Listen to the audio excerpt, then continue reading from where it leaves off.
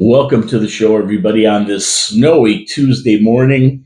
And, I'm looking outside here going, I'm not going anywhere. That's why I'm in the studio of Video Sign Incorporated again this morning. Thank you so much for tuning in. Really appreciate it. It's wild out there. The wind's blowing. It's going to be another snowblower day, I think, here. There's somebody stuck over there again. Every time I look out this window, there's somebody stuck.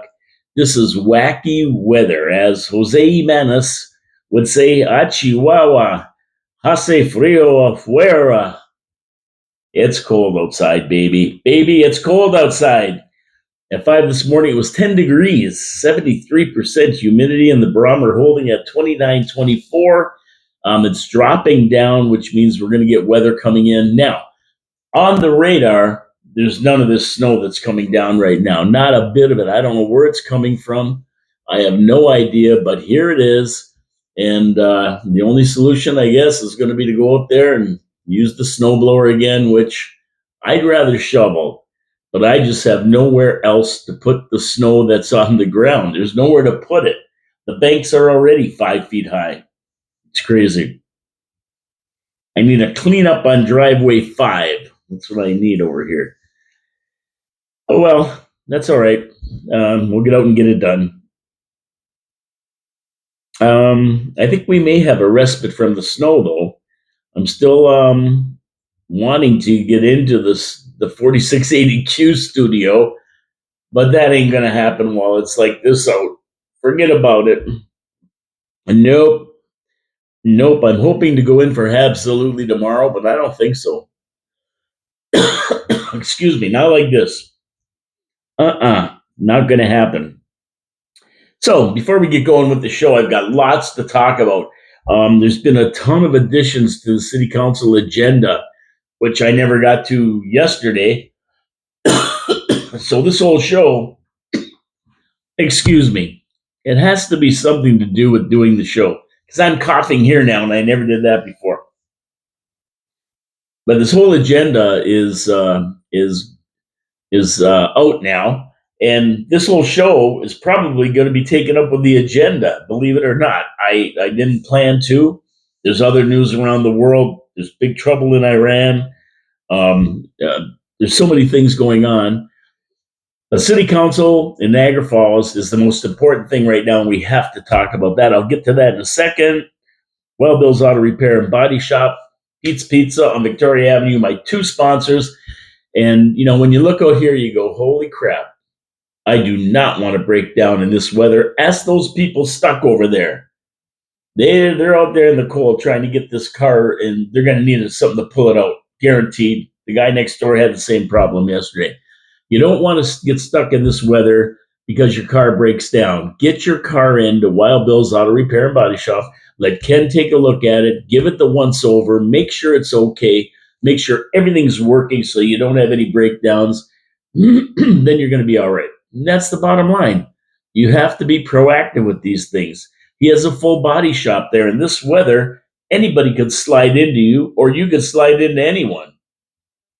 You take it to Wild Bill's to get it fixed. He's got a full body shop. He'll send it back to you in showroom condition. That's what they do down there. Go to the website, wildbillsauto.ca. Make your appointment today. Get in there. Make sure your car's running good. Believe me, this is not the weather to be like these people over there, stuck. And Wild Bill's going to make sure you don't get stuck. Wild Bill's Auto Repair and Body Shop, Oakwood Drive, next to the Kia dealership. Give them a call today. Get your car checked out. And, when we get by this, we'll be into spring in another 4 or 5 weeks. And guess what? It'll be time to get it checked out for the summer. And I hope you have snow tires on because it's snowing all the time here. Viewer comments at 881 Slick. Was it not Tony Baldinelli to tell his fellow colleagues to take care of their own house? Yet I hear all their sidewalks are a disaster. Boom, bam, right on, Gary Wilkins, right on. Tony Baldinelli did say that. He was referring to grass cutting, making sure the grass was cut low and not going around to people's houses giving them heck for having long grass when all of the boulevards, everything around this city is overgrown. That's what Tony was saying, and he was right. And he did say that. And I'm not sure about all of the sidewalks in the city, but because that's what he's talking about. But I know the ones across the street at the meteor crater are a big mess because they put the fencing right to the road, and now the plows have nowhere to put the the snow. Did they not realize when they put this fencing up that they were taking away a sidewalk and that we have winter? I'm telling you, it's cuckoo. So we got the fence blocking it, that, and then the other side, the sidewalk plow comes by, and then the plow comes and fills it all in that the sidewalk plow took off. It's crazy. I'm laughing, and it's just insane. But you're right. Tony Baldinelli did say that. Good catch there, 881 Slick. Okay, so the city council meeting starts tonight between 4 and 5. And this is the big one, operations budget time. You know, people ask me why I bother to go through all this. Paul, why do you bother to do this? It's a waste of time. And you know, they're basically right. It is a big waste of time because nothing ever changes.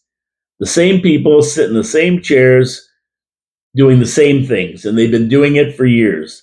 The reality is, you cannot expect the people who create the problems to fix the problems. And that's just the way it goes. That's the way it goes. So, what are we going to see tonight? No, we're going to see a lot of shenanigans, a lot of gaslighting, a lot of everything else. And if we accept it as a city, that's great. If we don't, October 26th is coming up, and we can put people in there who know what they're doing and want to take care of taxpayers. Why do I bother? Well, for me, it's more to prove a point. You don't have to be an expert to go through the budget and find efficiencies. There are obvious dollars available to be saved. And there's a lot of things that can be investigated to be saved so we can save money for the taxpayers. I mean, there's no reason we can't drop our levy by 2 or 3%. I mean, I think we can do it right down to zero, but there's no reason we can't do it 2 or 3%. I mean, anybody can put up their hand and say what it is, ask questions. The tough ones try to change things. Sure, anybody, oh, what's this for? What's that for? And then they give you some gaslight explanation. You go, okay, and sit down. That's what usually happens. But nobody challenges our staff, challenges them, and says, why can't you just take this off? What's going to happen? Well, it'll drop the thing by 3%. Okay, great. So what's wrong with that? They won't be able to tell you what's wrong with that because that's the way they operate. But I'll show you a really good example just a bit later on. I mean, we can't accept the standard. If you truly work for the people on council, you cannot accept the standard. You have to challenge it consistently and all the time to try to find taxpayers' savings. You're not doing that. You're not executing your fiduciary responsibility as a councilor. So, speaking of efficiencies, here's a good place for council to start. The Innovation Hub. Here we go. Yep, they added their presentation to the agenda for today. Now, I would love to know how much they paid people, how much this cost to put this presentation together, this dog and pony show. 50 pages long. I can't even imagine what it costs. But you know what? When you're going to spend 20 grand or whatever it costs, I don't know what it costs. When you're going to spend that to get $700,000, almost $750,000, it's well worth whatever you spend to put together this fancy schmancy presentation, which means absolutely nothing. The biggest joke right here. I'm going to show you the biggest joke right here. This page. See this? See this page? I'll put it right up to the camera. You can see it. This is what the Innovation Hub handed in with their presentation for $700,000. That's it. This is what I call napkin budgeting. Yep, this is the kind of budget you put on a napkin in some restaurant that you're having a big lunch with everybody, laughing at the prospect of getting $700,000 for this. Where's their books? We asked for their books. That's what we get. Look at it. Look at it here. Oh, category 2025 last year expenses, labor and benefits, 700,000. Remember when I said our tax dollars were giving them the $700,000? And city council say, well, it's not tax dollars. It came from casino revenue. Hey, listen, if they weren't spending it on this, they could use it to put take 1% off the budget, off our tax levy. It is our money. It is tax dollars. Just because they're using casino money for that casino money is our money and can be used to reduce the tax levy or build a road or something. $700,000. This is what you need to get $700,000. Why do I feel like I'm in Minnesota right now? This is it. Yep. Coaching, 225,000. Oh yeah. Yep. Labor and benefits, 700,000, 687,963. Just like I said, I'll bet you they're spending all their tax money on salaries, bloated salaries. Make work program for friends of Mayor Jim. That's what it is. And here it is right here. I said 700,000 before I saw this. I've been saying it for months now. And there it is right there in black and white, labor and benefits, $700,000. Bam. I knew it. And of course, the funding is, oh yeah, here we go. See, budget and ask, maintain 700,000. If I present this to city council, I'm going to get 700,000 because I'm going to do one of these right now. I can do it right here while we're on the video. Oh, I can do that easy. Here's the funding, 700,000 from the city of Niagara Falls. That's us, the suckers. Hey, how about this one? University of Niagara Falls, 350,000. What the hell deal is that? What the grants and sponsors in revenue? They made 210,000. They come to city council bragging how great they're doing, these great things they're doing, all the businesses they're starting, 50 pages of baloney. They have revenue of 210,000. That's it. The rest comes from you and me. The University of Niagara Falls, whatever that bizarre deal is, I'd like to look into that. Total 1.5 million of expenses. Revenue they generate 210,000. A $1.3 million deficit, which we supplement. Are you kidding me? You've got to be kidding. And city council will approve this. Oh, they're going to give them 700,000 of your money. And why anybody is not yelling and screaming about this except me, I will never understand. I want to see the real books. I don't want to see this crap, napkin stuff. Before we give them a dime, I want to see the real books. And you know what?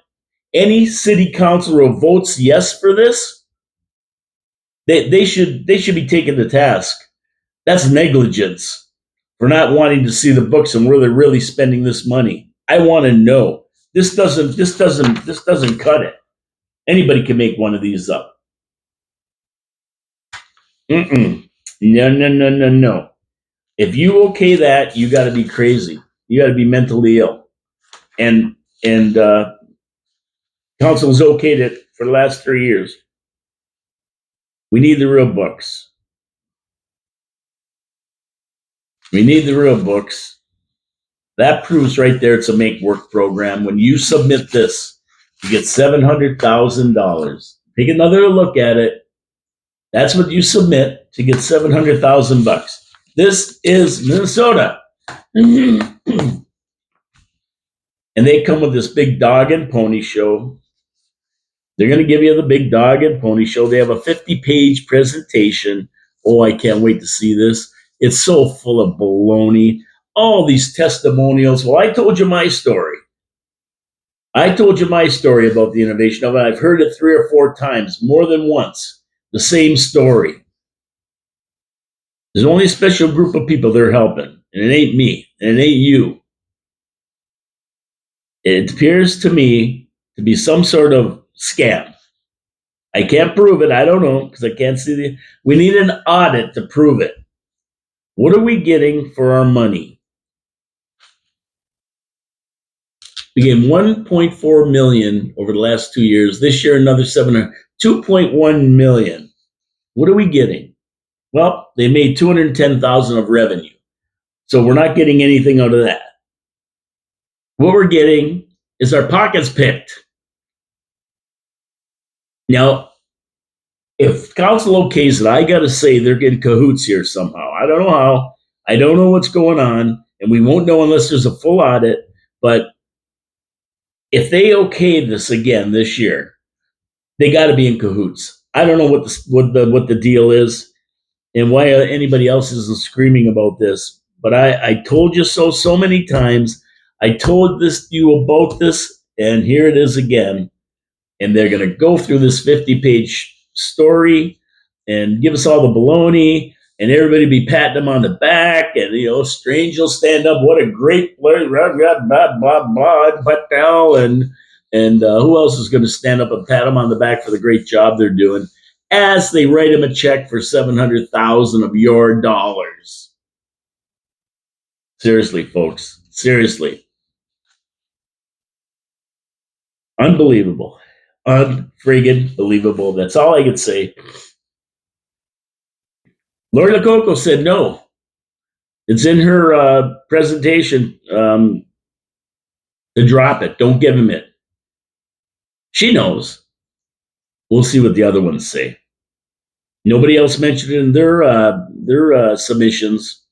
We're going to go through every one of those, so stay tuned. This is going to get hotter. The show is going to get hotter. In addition to item 5.1, the mayor's operating budget, click on comment from resident. This is something to behold. 95-page analysis of the budget submitted by Jody Burdett. This is a serious, in-depth review of the budget. I've read it. I take my hat off to Jody, the work he put into this. I can't even imagine, but it's there, and it's worth reading those 95 pages. I guarantee no sitting councilor examined the budget like this. Probably the mayor never did neither. Maybe even staff didn't. Because to me, it seems what they do is just go through and add 10% and call it a day. His conclusions: the tax levy for 2026 is used to pay inflationary increases, right? So what we're going to be paying extra on our taxes is used to pay inflationary increases in wages and that kind of thing. And the other revenue from the casino, user fees, etc., are used to offset the increase that is actually needed. So the actual increase is around $15.9 million.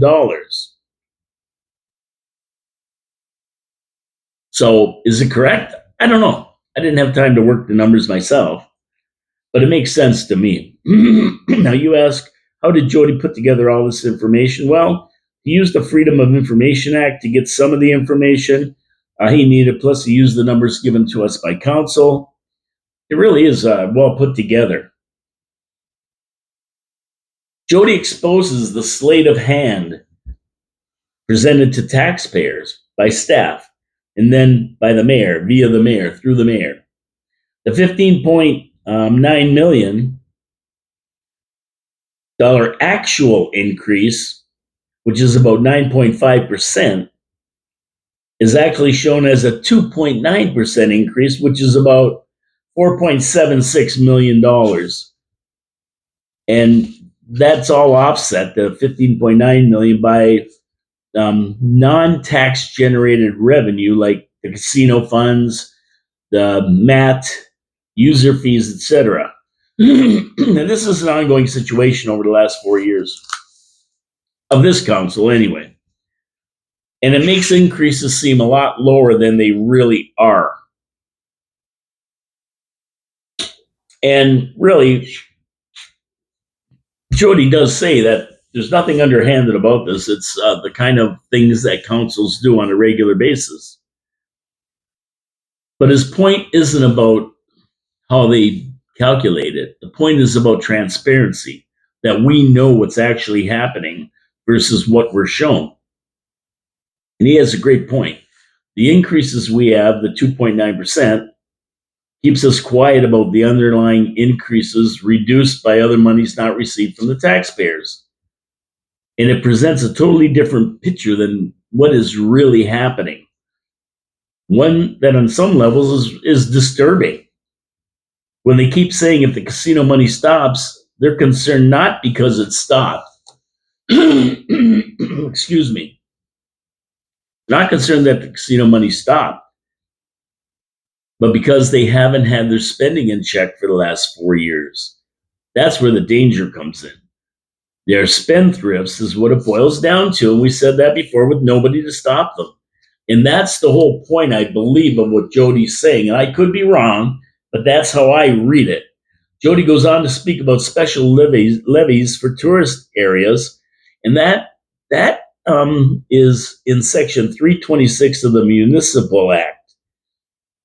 And that enables municipalities to implement special levies to recover special services provided to areas of the city that receive benefits above and beyond those received by the general public. So we receive special services in the city, but we don't need a lot of the services that are provided to the tourist areas, like the equipment the firefighters need if there was a fire in a 56-story building.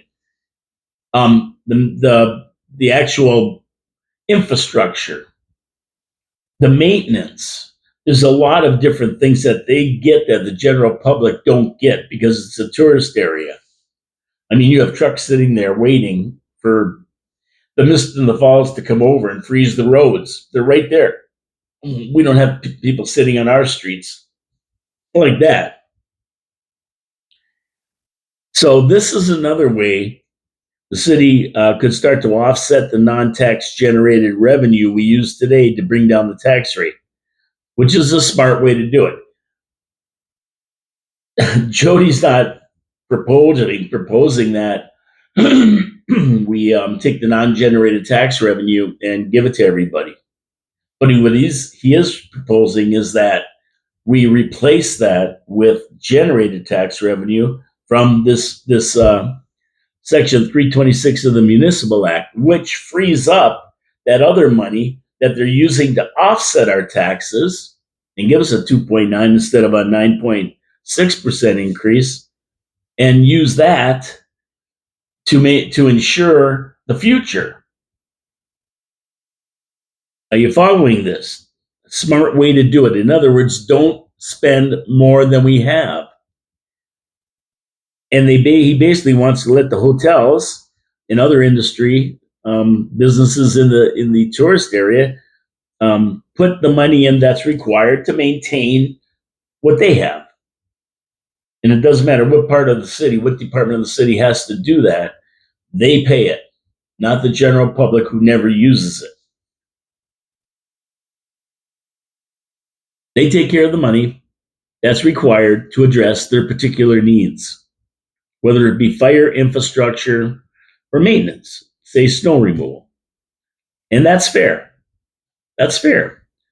I mean, I urge everybody to go into the agenda and go through these 95 pages. I don't have time on this show to do that. It would take a whole show, maybe more, to go through it. There's a lot of information there, really good information, well thought out and documented. There's proof of what he says is true. I've never seen this before. This is amazing. Go look at it. Go look at it. You want some insight. You want something that we don't get from staff or whatever they put on the agenda. This is where you're going to find it. And it's really an interesting read. It's a long read. You should be able to understand it. Jody goes through it in detail, and then he kind of summarizes it for the reader. It's amazing. It really, really is. And Jody, congratulations. This is just a work of art. It really, really is. And although people think he's a kook, maybe city council makes him look like a kook, and everything else, the guy knows what he's talking about. And this right here proves it. So He's not only talking about short term, he's talking about long term. And it's not about today, it's about tomorrow, 5 years, 10 years, our kids, what kind of city they're going to have. One that right now isn't managed properly, but according to his ideas, will be managed properly, not just for today, but in the future. Amazing. Amazing. Good job, Jody. Congratulations. It was a great read. And I wish I had more time to deal with it on the show. But let me just advise everybody to go see it. Okay, item 5.2 was added. Councilors proposed budget amendments submitted by the following councilors. Now, you're going to get a kick out of this. And Jody goes through this as well. He's got another part in this, in item 5.2, comments from comments from him, right? And he talks about everything that's been proposed as amendments to the budget from each counselor and what they actually mean. Now I'm going to talk about it here. Jody says a little bit different things at some points, but we have the same idea of what's going on. I just don't go into it as much detail. So, item 5.2, we'll get to that in a second. But let me get to my second sponsor, Pete's Pizza on Victoria Avenue. And I always talk about pizza. And I always tell you why Pete's Pizza could be the best in town. Oh, it's not just because they have fantastic pizza and good food and consistent pizza. And they stay open till 2 a.m. on Friday and Saturday and till midnight during the week for your convenience. And they just opened a second store on the corner of Thorldstone and Kaler for the people in the Northwest City. But it's more because they know what the heck they're doing and they're consistent.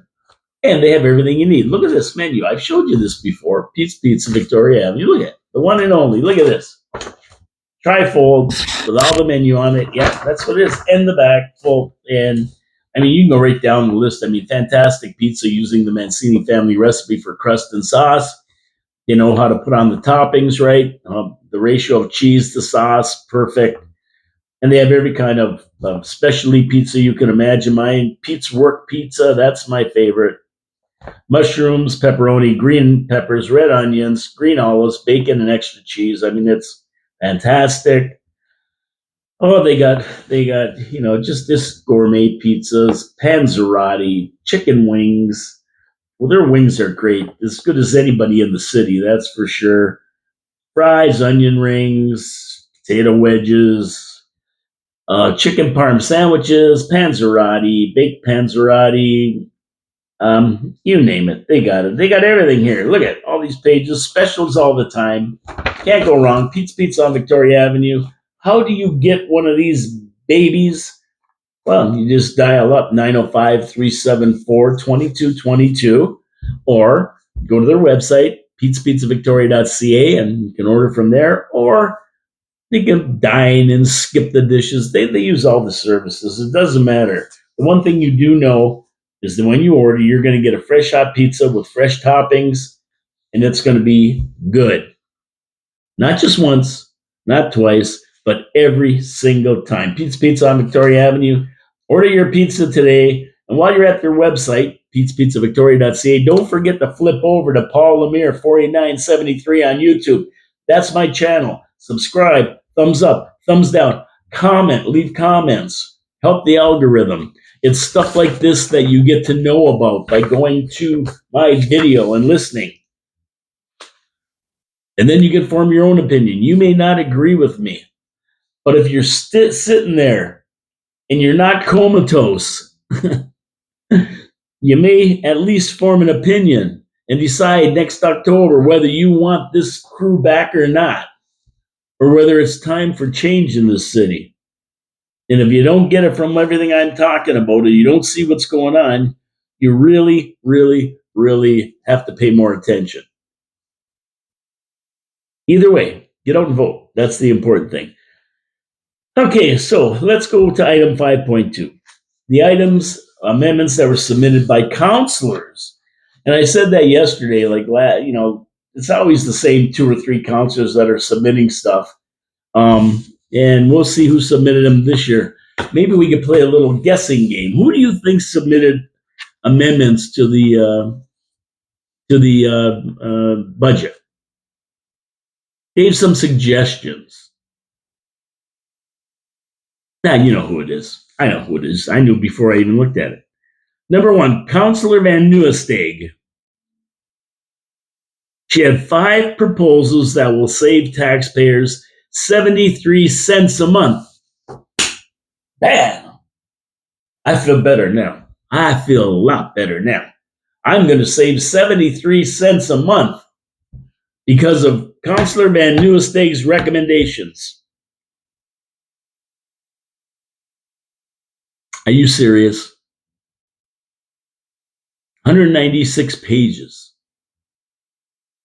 of expenses, and you saved us 73 cents a month. Am I missing something here? Am I missing something here? I found 24 million. Divide that by the month. 73 cents a month. And she's the one who found $25,000 of savings on the capital budget.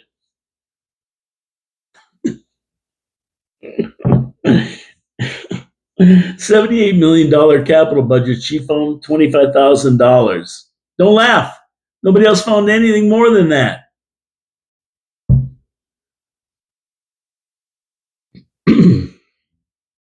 Yeah. Okay. So it's so minuscule to be insignificant. Why bother?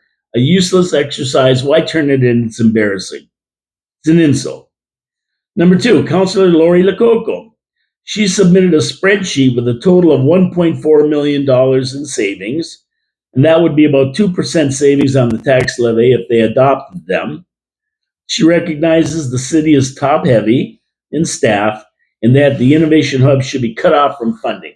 And, that's right. That is the truth. So Lori gets it. She's looking in the right places. I would say there needs to be more cuts than that, 1.4 million. But it's a start. And imagine if all of the councilors, 7 of them, found 1.4 million of savings. We might be at 6 or 7 million and have a 0 increase. Actually put some money to the side. So I know it's not a lot, 1.4 million. There's lots more there, but at least it's something. Councilor Baldinelli. He didn't save a dime. He submitted stuff, but all he did was just play the old game. Here, put it over here, and I did something. No, you didn't do anything. You didn't save a dime. Shifting money around. Why this was even submitted is beyond me. It's a waste of time. Shift money from here to here. Shift money from here to here. What are you saving? Surrounded by stunads. Surrounded by stunads. There it is right there. I'm serious like that. I don't get it. Why bother? This is the best the guy could come up with going through that budget. That's it. Never question anything else. Never ask, why is the library getting $6 million? Can we cut from here? Are we top heavy? Do we hire too much staff? Why do we have this guy? No. Just shift this money to here and that money to there and call it a day. That's all we need to do to this budget.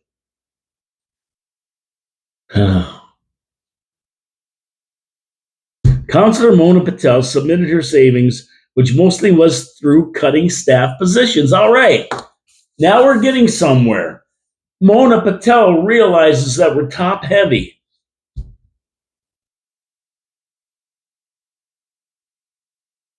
$499,000 represents a 0.71% decrease in our tax levy. Not even close to being enough. But she is recognizing a fact, and that fact is we are top heavy. We're spending millions on technology to streamline city operations. That should mean that we're not going to need staff. And whether we get rid of them through attrition or whatever, we're overstaffed. I think it should be a lot more. At least she's recognizing something's going on here. Now, why she didn't include the innovation hub and all that is beyond me. I mean, if she can't see that's a big scam, then I mean, this is good, but it's still, it's still. I mean, there's a lot more there. Believe me, if that's all she could find, like which is all of a sudden, I don't know. And she came up with another one. She asked the squirrel to allocate 52,500 that is currently allocated to citywide beautification to allocated to reduce the tax levy, which it would. It would. She's right about that. If they took it out of that fund and put it as revenue in the tax levy, in the revenue side, it would reduce it. It would reduce it. So she's right about that. Same as Councilor Coco, top heavy management, and the 700,000 would reduce it. But they played a game with that one, and we're going to talk about that in a minute. Now, Jody Burdett submitted an analysis of each of the four councilors' suggestions. Interesting to me is that the three first-term councilors, along with Councilor Lococo, were the only ones to submit their efficiencies to the agenda. Peter Angelo, Strange, Cario, and Dabrowski appear to be going to play it by ear at the meeting because they submitted nothing. Now, this is unbelievable. Three of the newest councilors, they've been there for one term, looking to get reelected, I guess, have submitted efficiencies. Some were just nonsense, but at least they submitted something. It's better than nothing. But the four most experienced, Peter Angelo, what's he been there? 30 years? 20, 30 years? Strange has been there at least 10 or 15 years. Cario has been there forever. He got back on because, of course, Wayne Campbell, God bless his soul, died. And Dabrowski got on because Thompson resigned. Nothing. Do they sound like they want to get reelected? No. Couldn't find nothing. Everything's okay. Whatever Mayor Jim says, that's fine. I looked through it. I couldn't find nothing. Mayor Jim did it perfect. He's perfect. Mr. Perfect. Oh boy, do I have another name for him? The Big Show, the Ringmaster, King James the Weird, whatever. The Eclipse Man. Now he's Mr. Perfect. Because these guys have no suggestions. So they must think he's perfect. Oh, man. It doesn't get any better, ladies and gentlemen. It doesn't get any better. And if you think it's bad listening to me, you should go through it yourself. You really should. Now, item 5.3. And this is all going to come tonight on the meeting. When you watch it at between 4 and 5, they'll start it up. You'll see everything I'm talking about, starting with the Innovation Hub's Big Dog and Pony Show for $700,000. You're going to see it all. Item by item. 5.3, the recommendation of the four councilors that submitted recommendations. Now, the best one is this. The $700,000 recommended by Councilor Lococo by not giving this money to the Innovation Hub was not given back to the taxpayers. No. It's shown as having zero effect on the tax levy, which means they didn't put it in the revenue side when they saved it. They put it into some obscure fund to blow it later on. Because if they put it in the revenue side, we should see a 1% decrease. Every $700,000 they save, the revenue they make is 1%. What a sham. Or should I say, what a shame?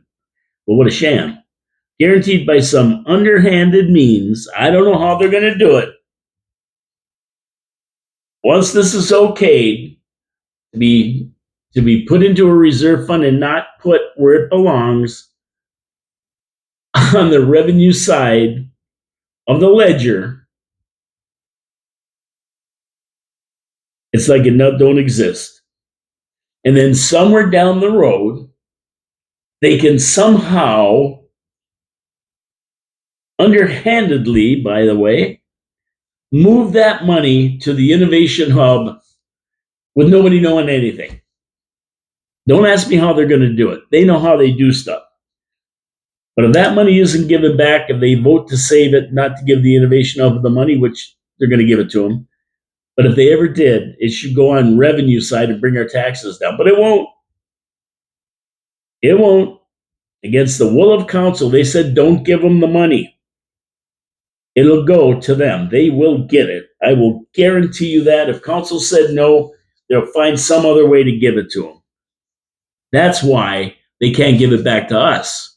Because as soon as they put it on the revenue side, that $700,000, it's gone. It's gone to us to reduce our tax levy. By putting it in a reserve fund somewhere, who knows where, it can always be doled out to the innovation hub later on, after the budget's approved. Oh yeah, I mean, this happens. And you think I'm lying? You watch, I guarantee you. I don't think council will turn it down. I don't know why. They will give them money based on this. Why would they give them $700,000 based on that? But that they do. But if they didn't, for some reason, these councilors said no to them, I will guarantee you they will get it some other way.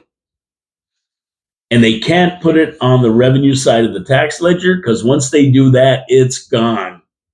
Then they have to find $700,000 from somewhere else. This way they got it. Oh yeah, we'll take it off, like you said. Or we're just gonna put it over here. And then at some point, they're gonna come back and say, oh, we need it, and then they'll okay it through some reserve fund or something, and they'll get it. I mean, there's always money. Like I said yesterday, they already want to reassess the capital budget, amend it, put another $2 million on it. The ink isn't even dry on the budget yet, the capital budget. And already they want to add $2 million to it. Where are they getting the $2 million? Hey, if you said we want to put $2 million to reduce the tax levy, they wouldn't have it. This is what we're dealing with. This is what we're dealing with. And that basically concludes the additions to the agenda. You'll have to go in, review them for yourself, see what's going on, and draw your own conclusions as to what is really going on. I'm telling you what I think, and you can believe me or not. It doesn't really matter to me. This is the way I look at it, but I could be wrong. And if I'm wrong, if somebody corrects me, I'll say I was wrong about it, but it's pretty obvious what's going on.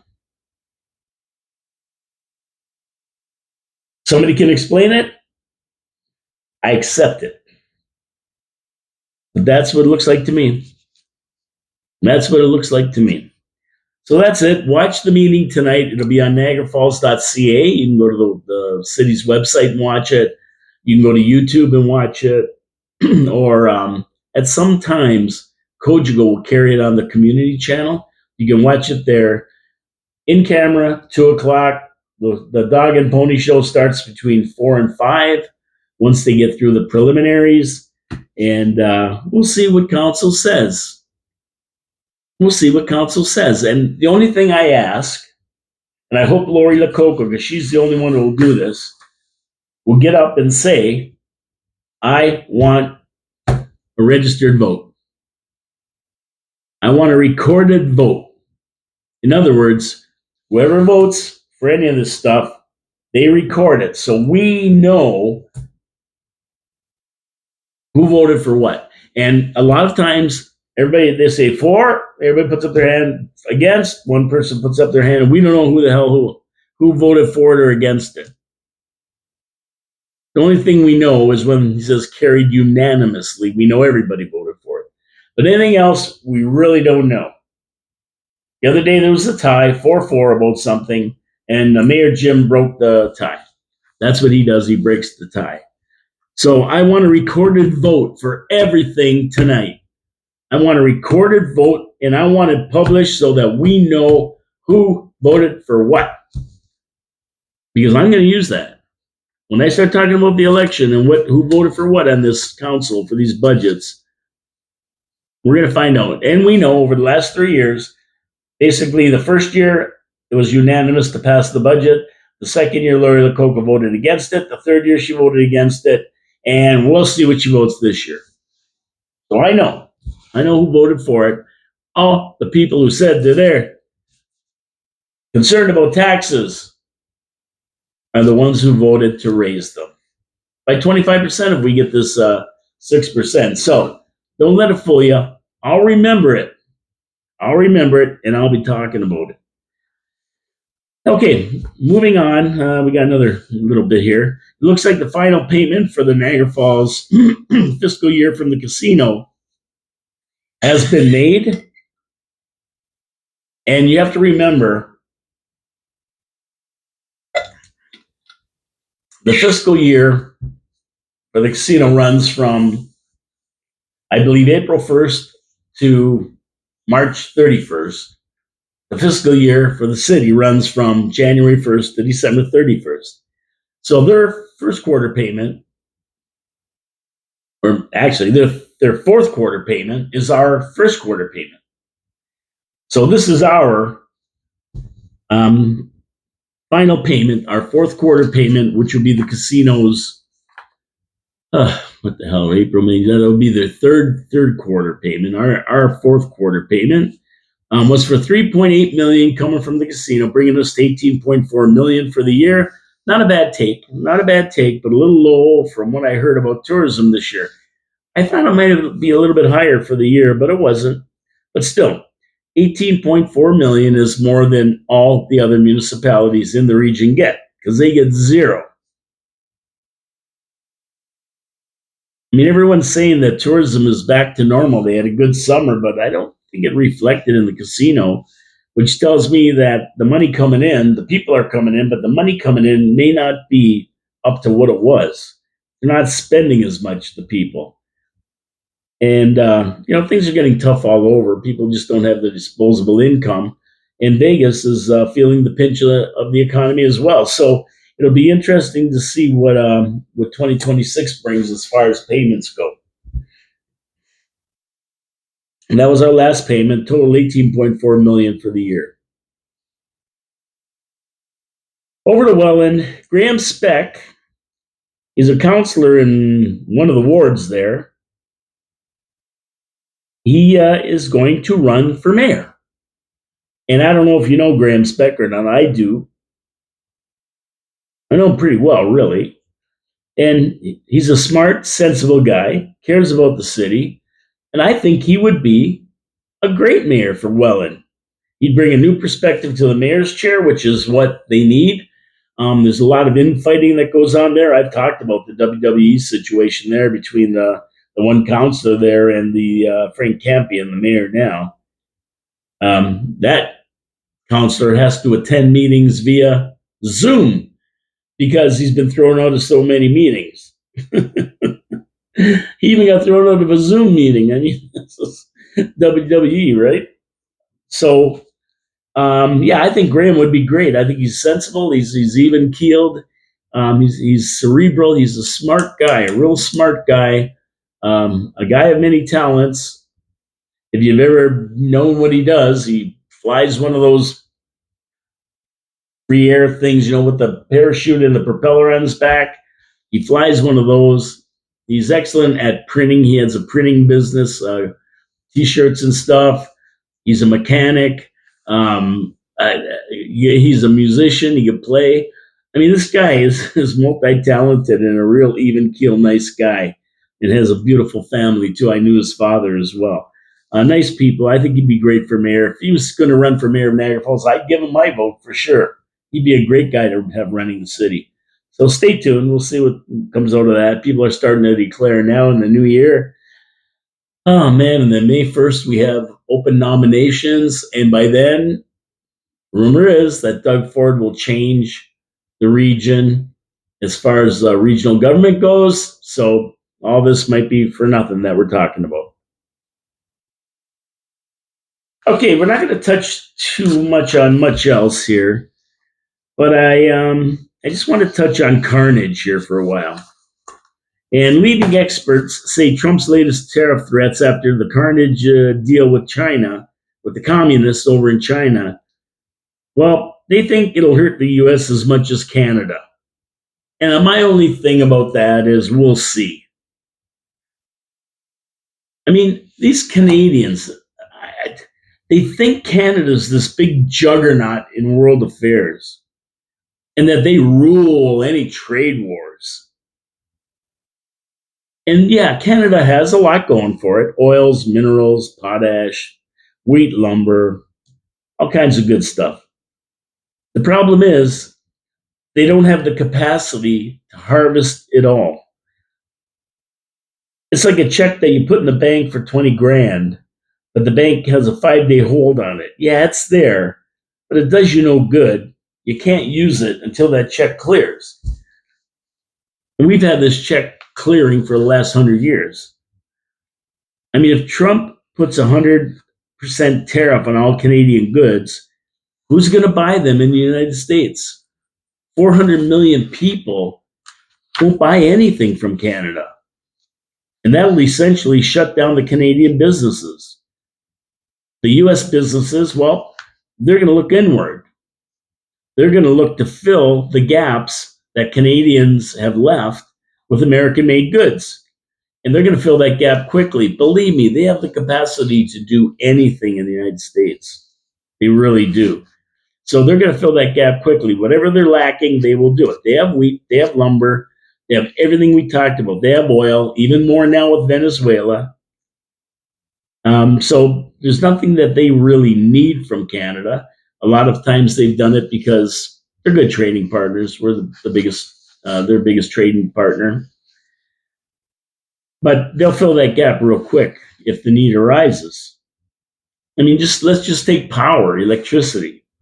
The U.S. has lots of ability to produce power, but takes Canada's extra because it's cheap. They charge them cheap for it. Cheaper than probably doing it themselves. And that isn't need, that's just good business. But if Canada cuts them off, like Ford wanted to, they'll just up their production. Now, it may be a little bit more expensive for the Americans, but it'll still be there. They're not going to run out of power. Nobody's going to go cold. Back in Canada, for our extra that the United States bought, we're going to have to find another buyer. And it's not like you can ship power all over the world. They're producing it, but it can only go so far. You're not going to ship it to China. You're not going to ship it to India. You're not going to ship it to the European Union. So what are you going to do with it? Well, you drop your production, mothball the plants, and people lose their jobs. And that races throughout the country while the U.S. just continues to build their infrastructure to supply the power they need. They'll expand it, creating jobs, creating industry, and becoming more self-sufficient as each day passes, to the point where, and if a deal is reached at some point in the future with the U.S., they'll say, well, we really don't need your power. Your oil? Well, we really don't need your oil. Well, we really don't need anything. We have our own. What Canada's doing, and other countries, if they don't play ball, is just encouraging the United States to be self-sufficient, to pull in and not need anybody. I mean, Trump has it right when he says Canada has nothing they need. You think everything Canada has just stops at the 49th parallel? And the United States has nothing? It's quite the opposite. It's quite the opposite. I mean, even lumber. We talk about lumber. The United States has lots of lumber. The lumber industry was stifled by the Environmental Protection Agency, not allowing them to cut trees down. Now, if they just open it up, guess what? They'll have enough lumber for everything. They don't need Canadian lumber. I mean, especially crisis is the father and mother of invention. When they get in a crisis, they find a way to do it. When they got in a crisis with the war and they needed armaments, they needed tanks, they needed planes, they ramped up production and they got what they needed. That's what America does. It's not going to be different now. Rare earth deals all over the world, rare earth mineral deals have been signed with other countries. They can get their lumber, they got the power, they have everything they need. The only thing they might want is the recipe for beaver tails. But now you can get that on the internet. Of course, our experts won't get into the doom and gloom game, but the truth is the truth. I mean, you can't deny it. Carnage signing with the communists has really, really put a bee in Trump's bonnet. And he said that any free trade deal with any other country, and that's in the USMCA, by the way, that while you're in the USMCA, you cannot make free trade deals with any other countries. It's about the United States, Mexico, and Canada. So right now, Carnage is breaking that rule. He signs a free trade agreement with China, and it's only going to get worse with Trump. His main concern is ownership of the Western Hemisphere amid security concerns. And he doesn't mean he wants to own the whole Western Hemisphere. What he wants to do is have control of it to keep China and Russia out. That's what he's looking for, security. And I mean, right now, Carnage appears to be sleeping with the enemy, and that's something that Trump isn't going to easily forgive. Sure, the U.S. still trades with China, but evenly, not one-sided like before. Carney signed a tariff-free passport for Chinese EVs. Tariff-free. A lot different than how Trump is dealing with China, and here lies the difference. Trump is in control, not China. That's better for the Americans. And the same applies to Canada. Canada has to be in control, not China. They will eat us up. And you know, the funny thing is, when it comes to tariffs, I never hear Americans complaining about Trump's raising tariffs on Canadians. I never heard them complaining about that. So I wonder why Canadians think it's going to have such a big effect on the Americans. They're not complaining about it. They're not worried about Canada at all. But us, every second word is Trump. TDS. Trump this, Trump that, blah, blah, blah. Trump still this, Trump still that. Orange man bad. Even on our city council, the kook down south. Southern psycho. Pervert, pedophile, blah, blah, blah, blah, blah. That's all you hear in Canada. Seriously, they have a problem. But the bottom line is, there's nothing good that can come to Canada if Trump does unleash a 100% tariff. So get ready for some hard times if that indeed happens. I don't know if it will or not. Carnage already said I'm not signing a free trade agreement with anybody. Okay, well, that's good because you shouldn't be. It's not going to make Trump happy. Anyway, there's a lot more to get into. There's so much going on in the world. It's crazy. And then I saw a real wacky story. I mean, this is crazy. This is so crazy. It said, there's a headline in the review that said, from brutal blitz to guerrilla warfare, imagining what a U.S. invasion of Canada might look like.